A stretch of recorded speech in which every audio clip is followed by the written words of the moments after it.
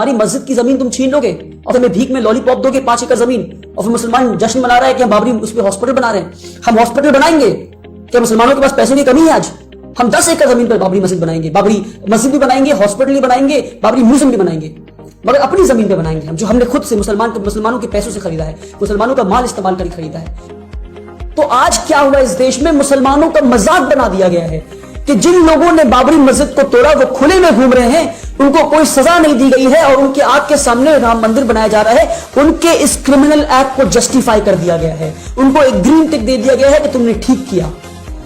तब तक इंतजार नहीं कर सकते थे जब तक क्रिमिनल सूट का जजमेंट आ जाए, उसके बाद हम मंदिर का निर्माण स्टार्ट करते? चलो तुमने बाबरी मस्जिद गिराया, गलत किया, उसका एक सही प्रोसीजर होना चाहिए था कि राम मंदिर दे दो। इससे क्या होगा? कम से कम हिंदू मुसलमान की बिटरनेस तो दूर हो जाएगी, कम से कम इसके ऊपर पॉलिटिक्स तो बंद हो जाएगा। मगर आज उस मुसलमानों पे क्या गुजर रहा होगा जब वो देखते हैं जो उन्होंने सोचा था कि राम मंदिर बनने से कम्युनल पॉलिटिक्स का एंड होगा, it will be the end of the communal politics in this country, it will be the end of the bitterness between two countries, Hindu मुसलमानों की आपसी तनाव कम हो जाएगी। जिस दिन राम मंदिर बनता उसी दिन नारा लगता है अयोध्या तो झांकी है, काशी मथुरा बाकी है। कि अयोध्या इज अ ट्रेलर, अभी काशी मथुरा बाकी है। बहुत कोशिश किया बचने का और इस पे अपना कोई टेक ना दूं मैं इस बार, मगर आप हालत बंगाल और न्यूज़ टैग मुझे ज़बरदस्ती यहाँ बैठा के आप मेरा इंटरव्यू ले रहे हैं। इंटरव्यू से पहले मैं साफ कर दूं, पर मैं चाह रहा था कि मेरे टेक्स्ट में पर्सनल रखूं, मगर आप लोग क्योंकि इतना इंसिस्ट कर रहे हैं तो मैं अपने टेक्स्ट को, अपने व्यूज़ को बाहर ला रहा हूँ मैं। और आज देश का हालत बहुत ख़राब है, हमें ये बात तो समझना है, इस बात को मानना है हमें। राम मंदिर बन गया, अच्छा हुआ, चलिए ख़त्म हुआ। मगर एक बात याद रखिए, जब इतिहास लिखा जाएगा ना, ये बात इतिहास में लिखा जाएगा, जब पूरा दुनिया कोरोना का वैक्सीन ढूंढ रहा था और हर मुल्क का प्रधानमंत्री इस काम में लगा था कि किस तरह मेरे मुल्क के लिए वैक्सीन निकल जाए, एक लौता हिंदुस्तान ऐसा मुल्क था जहां का प्रधानमंत्री राम मंदिर का निर्माण कर रहा था। इतिहास इस बात को लिखेगा, this man has put our country in shame. इस पेंडेमिक के वक्त में जब लोग मर रहे हैं, आप राम मंदिर का निर्माण रोक नहीं सकते थे। में राम मंदिर का निर्माण हो रहा है, सुप्रीम कोर्ट ने कह दिया हम वी आर गुड मुस्लिम, और हम गुड मुस्लिम बन रहे हैं और गुड मुस्लिम बनते हुए आए हैं, और गुड मुस्लिम का जिम्मेदारी, हम गुड मुस्लिम बनते बनते इसको भी खुशी खुशी हमने कह दिया भैया राम मंदिर बना लो। मगर मुसलमानों से ये बात है कि जो मुसलमान सारे व्हाट्सएप स्टेटस पे ये लगा रहे हैं फोटो कि बाबरी हॉस्पिटल बनने वाला है 5 एकड़ की जमीन पर, तो मैं कहना चाहता हूं बाबरी हॉस्पिटल जरूर बनाया और उसके साथ में एक म्यूजियम भी बनाए, बाबरी म्यूजियम, मगर आप उस 5 एकड़ जमीन पे ना बनाए। वो जमीन मुसलमान आज इतना भिखारी नहीं हो गया कि सरकार की दी हुई भीख पे आज हम अपनी बाबरी मस्जिद को बनाए। हमारी मस्जिद की जमीन तुम छीन लोगे और फिर हमें भीख में लॉलीपॉप दोगे 5 एकड़ जमीन, और फिर मुसलमान जश्न मना रहा है कि हम बाबरी उस पर हॉस्पिटल बना रहे हैं। हम हॉस्पिटल बनाएंगे, क्या मुसलमानों के पास पैसों की कमी है? आज हम 10 एकड़ जमीन पर बाबरी मस्जिद बनाएंगे, बाबरी मस्जिद भी बनाएंगे, हॉस्पिटल भी बनाएंगे, बाबरी म्यूजियम भी बनाएंगे, मगर अपनी जमीन पे बनाएंगे हम, जो हमने खुद से मुसलमानों के पैसों से खरीदा है, मुसलमानों का माल इस्तेमाल कर खरीदा है। इनकी फेंकी हुई जमीन पर और दी हुई जमीन पर इनके मुंह पे तमाचा मार के वापस करना है इनको कि हम तुम्हारी दी हुई भीख नहीं एक्सेप्ट करते, नहीं स्वीकार करते हम। इस बात को हमें समझना है और बाबरी एक म्यूजियम बनाना है वहां पर, ताकि आने वाली जनरेशन इस बात को भूल ना जाए कि हमारे साथ क्या इंजस्टिस हुआ था। और इस देश के कोर्ट ने हमारे साथ इंजस्टिस किया है, मैं ओपनली कहता हूं, इस देश के कोर्ट ने हमारे साथ इंजस्टिस किया है। वो कैसे मैं बताऊंगा आपको, इसलिए मगर आपको एक बाबरी म्यूजियम बनाना जरूरी है, जिस म्यूजियम में एक रिसर्च सेंटर हो, वहां चाहे एक पूरी डॉक्यूमेंटेशन हो इस बात की कि किस तरह हमारी मस्जिदों को तोड़ी गई और किस तरह वहां पर एक मंदिर बनाया गया और किस तरह इस देश, एक डेमोक्रेटिक देश में डेमोक्रेसी का मजाक बनाया गया। इसकी डॉक्यूमेंटेशन होनी चाहिए। और हमारे प्रधानमंत्री वो किस कैपेसिटी में जाकर राम मंदिर का निर्माण किए, ये तो इशू था, एक हिंदू कम्युनिटी मुसलमान कम्युनिटी के बीच का इशू था। और जब इतना बड़ा इशू रिजॉल्व हो गया है, सॉल्व हो गया है, तो एक सेक्युलर प्राइम मिनिस्टर की क्या जिम्मेदारी है कि ये जिम्मेदारी कि राम मंदिर का निर्माण करे। अगर आपने राम मंदिर का निर्माण किया तो ठीक है, पर मैं सवाल करता हूं जिस दिन बाबरी मस्जिद का फाउंडिंग स्टोन होगा, क्या प्रधानमंत्री योगी आदित्यनाथ आएंगे? योगी ने तो ऑलरेडी मना कर दिया, पर मैं लिख के देता हूं प्रधानमंत्री नहीं आएंगे, और ये दिखाता है कि प्रधानमंत्री सेक्युलर नहीं है। तो आप ये सेक्युलरिज्म का नाटक क्यों रच रहे हैं? आप ये कह दीजिए ना कि देश सेक्युलर नहीं है, डेमोक्रेटिक देश नहीं है, ये हिंदू राष्ट्र है, ओपनली कह दीजिए ना। क्यों नाटक करना डेमोक्रेसी के नाम पे? क्यों डेमोक्रेसी का मजाक उड़ाना? सीधा कहिए हमारे मुंह पे, हम स्वीकार कर लेंगे कि हिंदू राष्ट्र है, फिर जो लड़ाई होगा लड़ा जाएगा, इस देश को डेमोक्रेसी इंटरनेशनल कोर्ट में जाएंगे हम। मगर आप खुल के कहिए कि भैया ये हम हिंदू राष्ट्र है।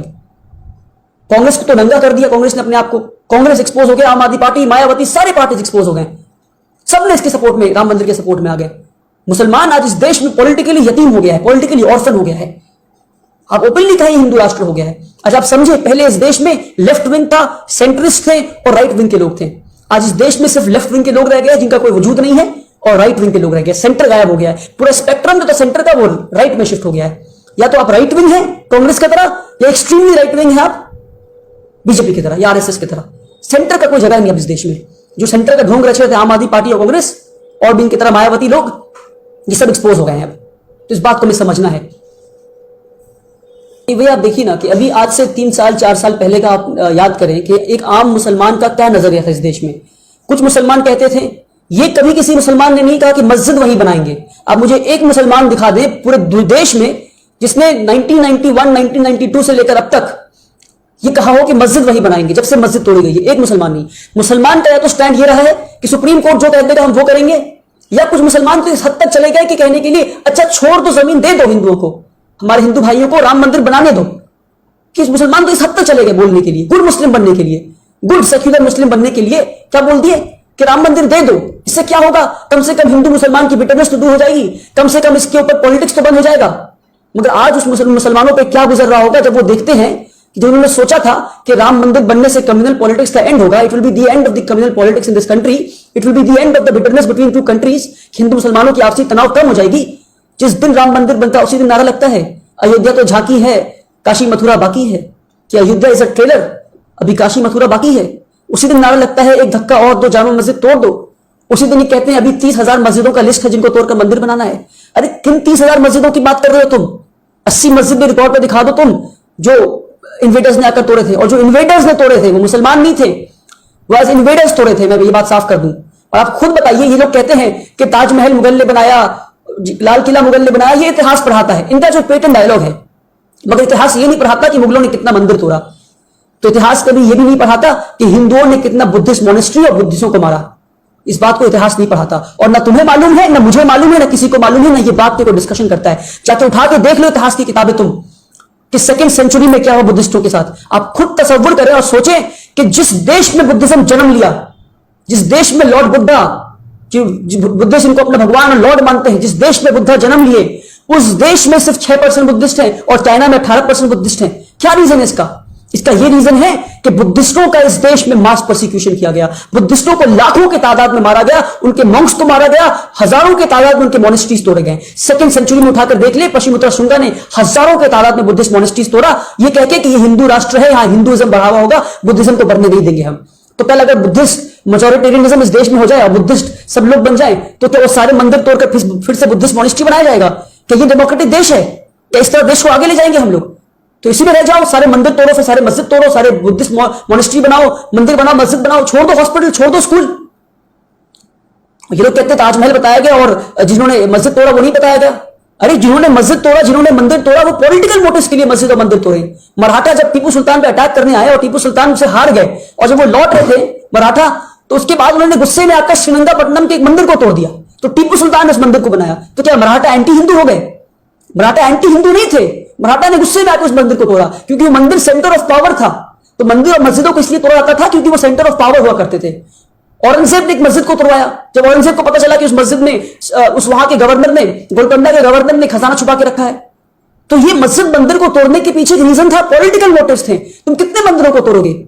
आज बुद्धिस्ट में कहता हूं चलो भैया बुद्धिस्ट मेजोरिटेरियन में आ जाओ, उसके बाद तुम जो है जितने मंदिर उनको तोड़ने का डिमांड करो, तो क्या लेजिटिमेट डिमांड होगा? बिल्कुल नहीं। ये डेमोक्रेटिक देश है, ये लेजिट, अब आजाद भारत है, यहां संविधान चलेगा इस देश में। और सबसे ज्यादा दुख मुझे इस बात का है कि राम मंदिर के केस में 2 भाग है, 2 केसेस है, टाइटल सूट और क्रिमिनल सूट। टाइटल सूट यानी जमीन किसका है इसकी लड़ाई, और क्रिमिनल सूट यानी कि जिन लोगों ने बाबरी मस्जिद को तोड़ा उन पे क्रिमिनल कार्रवाई होगी। तो टाइटल सूट का जजमेंट आ गया मगर क्रिमिनल सूट का जजमेंट नहीं आया। तो क्या ये क्रिमिनल सूट के जजमेंट तक का इंतजार नहीं कर सकते थे? तो आज क्या हुआ इस देश में, मुसलमानों का मजाक बना दिया गया है कि जिन लोगों ने बाबरी मस्जिद को तोड़ा वो खुले में घूम रहे हैं, उनको कोई सजा नहीं दी गई है और उनके आंख के सामने राम मंदिर बनाया जा रहा है। उनके इस क्रिमिनल एक्ट को जस्टिफाई कर दिया गया है, उनको एक ग्रीन टिक दे दिया गया है कि तुमने ठीक किया। क्या तब तक इंतजार नहीं कर सकते थे जब तक क्रिमिनल सूट का जजमेंट आ जाए, उसके बाद हम मंदिर का निर्माण स्टार्ट करते? चलो तुमने बाबरी मस्जिद गिराया, गलत किया, उसका एक सही प्रोसीजर होना चाहिए था। तो आज सबसे बड़ा सवाल मेरा यह है कि जो गुड मुस्लिम था, जो गुड मुस्लिम बनने के लिए कह रहा था कि भैया मंदिर बना दो, चलो हम सुप्रीम कोर्ट को मानते हैं, सुप्रीम कोर्ट सबसे बड़ा, वो आज गुड मुस्लिम क्या करेगा जब उसके घर के बगल वाले मस्जिद पे कहेंगे कोई यहां पैदा हुआ था और इस मस्जिद को तोड़ के हम मंदिर बनाएंगे? सवाल यह है कि ये गुड मुस्लिम क्या करे, कब तक ये गुड मुस्लिम गुड रहे?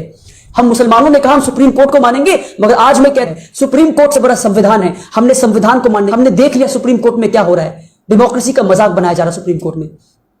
जस्टिस रंजन गोगोई राफेल मामले में मोदी गवर्नमेंट के साथ में के फेवर में जजमेंट देते हैं, 370 में मोदी गवर्नमेंट के फेवर में जजमेंट देते हैं, सीबीआई के में मोदी गवर्नमेंट के जजमेंट में फेवर देते हैं, कश्मीर मामले में मोदी गवर्नमेंट के जजमेंट के फेवर में जजमेंट देते हैं, और कई सारे मामले में मोदी गवर्नमेंट के जजमेंट फेवर देते हैं। यहां तक कि जब उनके ऊपर सेक्सुअल हैरेसमेंट का केस लगा दिया गया, अपने ही खिलाफ सेक्सुअल हैरेसमेंट के केस में वो बेंच को लीड कर रहे हैं। इससे ज्यादा जस्टिस सिस्टम का मजाक और क्या बन सकता है। तो मुसलमान इस देश की कॉन्स्टिट्यूशन को बचाने का ठेका लिया है, जिम्मेदारी लिया है, और आखिरी दम तक इस देश के संविधान को बचाएंगे।